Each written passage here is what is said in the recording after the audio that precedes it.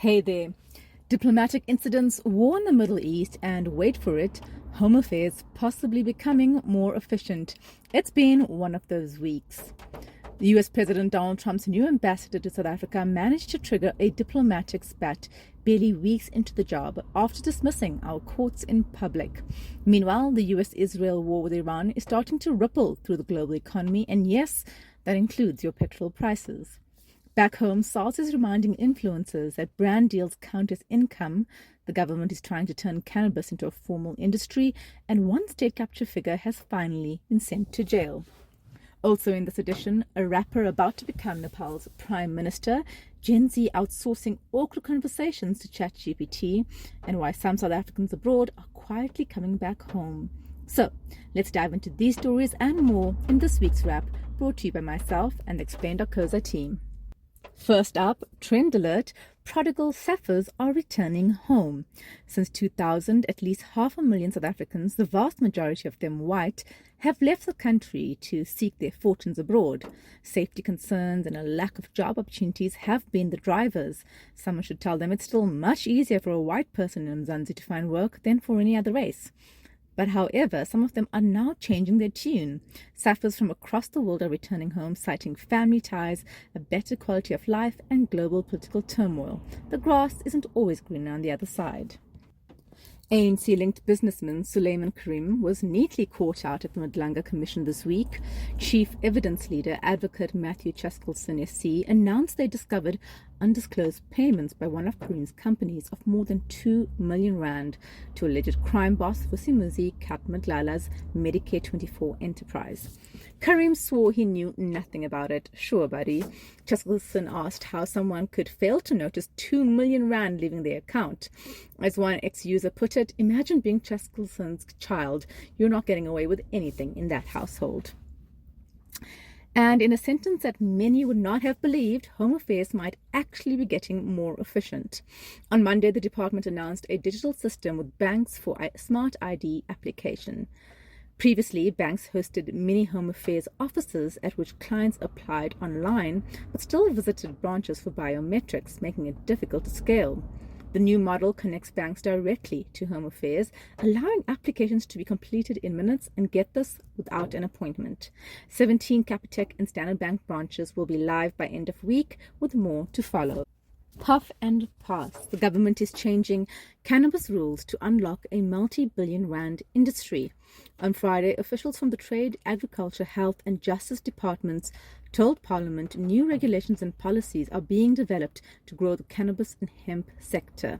The National Cannabis Master Plan aims to create jobs, boost the economy, support rural development and formalize the currently illicit 36 billion rand market.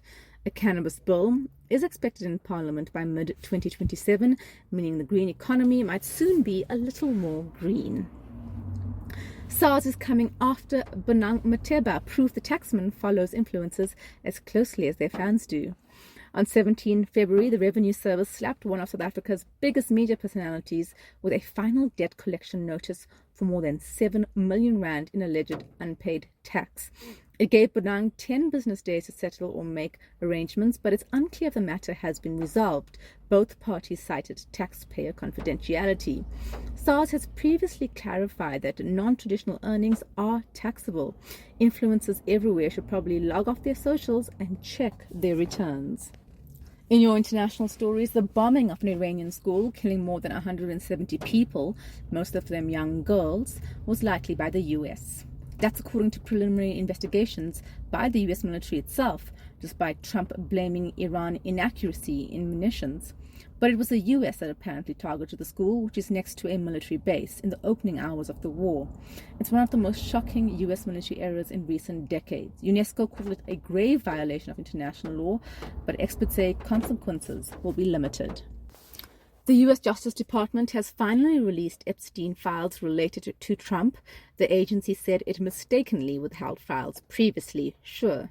The files released last Thursday include FBI interviews with an unnamed woman back in 2019.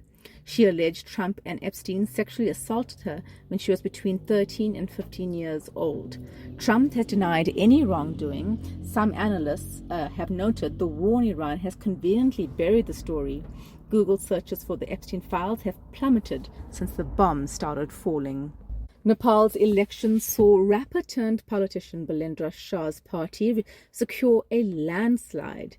He won at least 122 out of 165 directly elected seats, the biggest electoral majority since Nepal became a democracy in 2008. Shah, 35, known as Balen, is widely tipped to become prime minister, though final results, including proportional representation seats, are still being tallied. The RSP, formed just 4 years ago, rode a wave of Gen Z anger that toppled the previous government in September. Nepal's old guard did not see this coming. Iran has a new supreme leader, but no one's seen him around. Mojtaba Khamenei, 56, was named on Sunday to succeed his father, Ayatollah Ali Khamenei, who was killed in joint US-Israel airstrikes last month. The strikes also killed 6 of Mojtaba's family members, including his wife and teenage son. Iran's ambassador to Cyprus claimed Mojtaba was injured in the same attack, although Iranian officials say he remains safe. Meanwhile, Trump called his appointment an unacceptable choice, and Israel has warned it won't hesitate to target him too. Gen Z is increasingly using ChatGPT to handle the awkward parts of their social lives. Some ask chatbots to write apologies, set boundaries, or analyze texts from friends and parents. The problem? Ages 10 to 19 are when people normally build social confidence the old-fashioned way.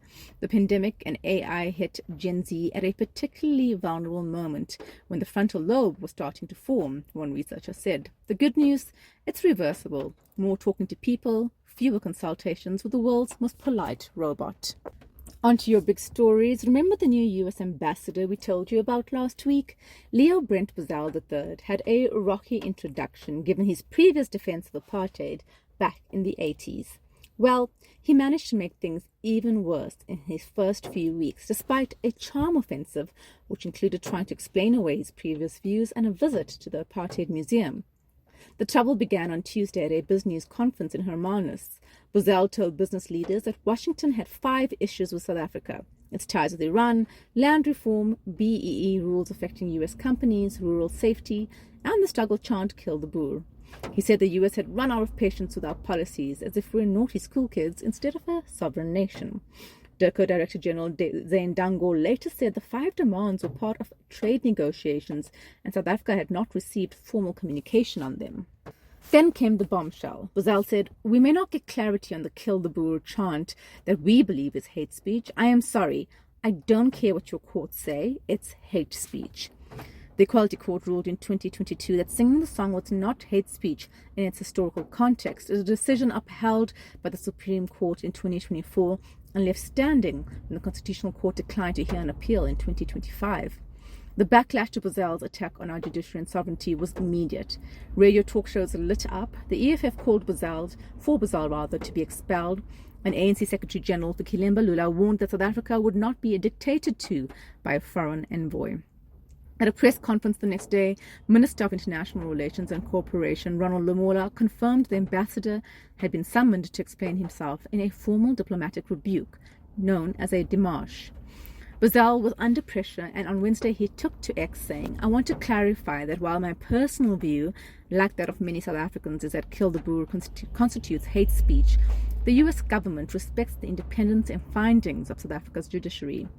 It's a big deal because the Vienna Convention on Diplomatic Relations explicitly states diplomats must, quote, respect the law and regulations of the receiving state and must not, quote, interfere in the internal affairs of that state, close quote." Now, judicial independence is particularly hard won in South Africa, where it came under pressure during the state capture years under Jacob Zuma. There is a certain irony in a U.S. envoy lecturing South Africa about its courts. Trump has repeatedly criticized judges who ruled against him, questioned the fairness of court decisions, and framed adverse rulings as political attacks. As former Deputy Justice Minister John Jeffrey put it, accepting court judgments, even if you disagree with them, is a fundamental part of the rule of law, which he ironically claims is part of the right conditions for investments. Seems rule of law is only needed if it agrees with you. Moving on to your next story, 12 days into the US-Israel war against Iran, and the Middle East is already a different place.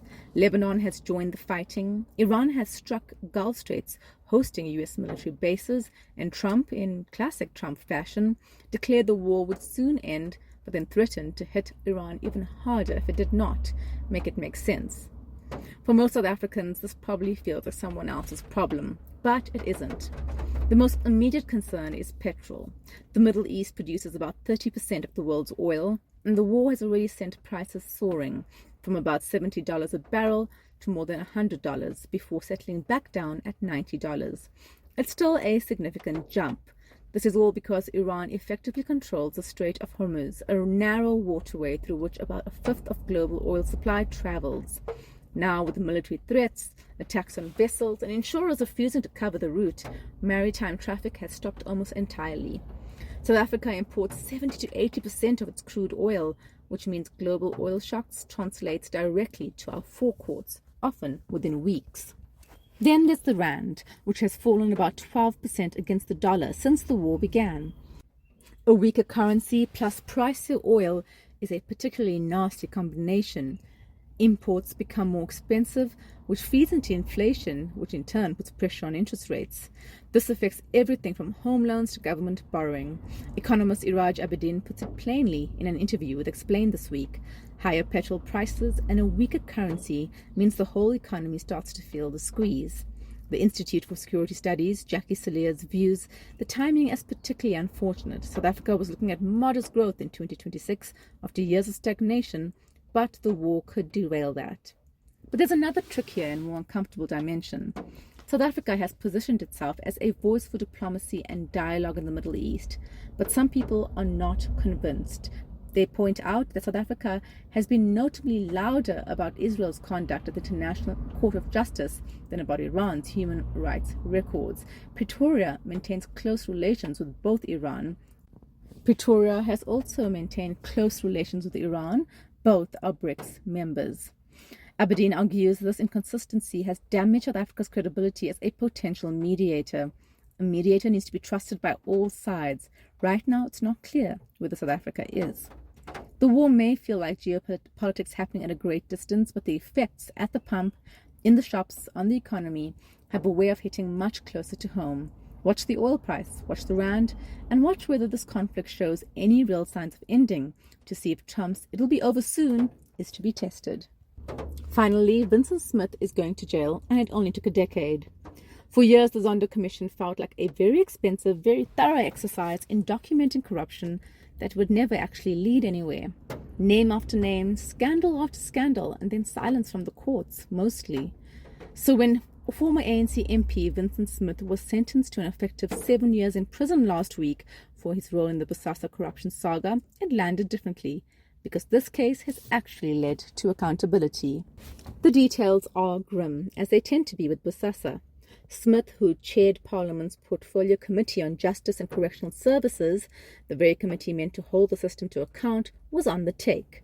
Bosasa, the facilities management company that wormed its way into billions worth of government contracts, allegedly paid Smith in security upgrades to his Gauteng home and cash funneled through his company, Euroblitz. In return, Smith used his parliamentary position to shield Bosasa from scrutiny. He also failed to declare about 28 million rand in company income to Sars. The judge did not mince words, calling corruption a scourge that needs to be addressed decisively.